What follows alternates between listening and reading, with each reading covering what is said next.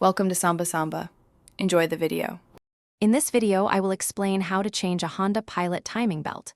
First, ensure you have all necessary tools, including a torque wrench, a crankshaft pulley holder, and a 3/8-inch breaker bar. Safety is paramount, so disconnect the negative battery terminal before starting any work. Next, you will need to drain the engine coolant and remove the accessory drive belts, which typically include the serpentine belt. This prepares the engine for further disassembly. Now, let's get to the timing belt itself. Carefully remove the power steering pump and alternator, but you can leave their hoses connected and simply set them aside. Next, you will need to remove the upper and lower timing belt covers, which are secured by several 10mm bolts.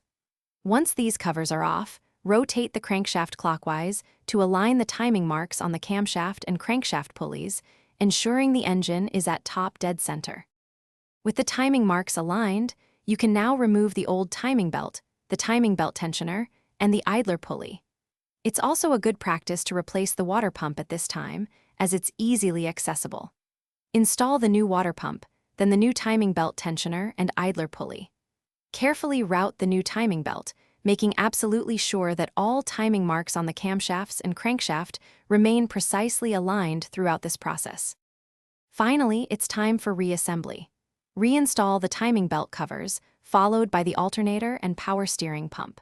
Reattach the accessory drive belts and reconnect the negative battery terminal. Refill the engine with the appropriate amount of fresh coolant, typically around 7 to 8 quarts. Start the engine and let it run for a few minutes, checking for any leaks or unusual noises to ensure everything is operating correctly. Congratulations, you've successfully changed the timing belt. Thanks for watching. Consider subscribing if we helped you.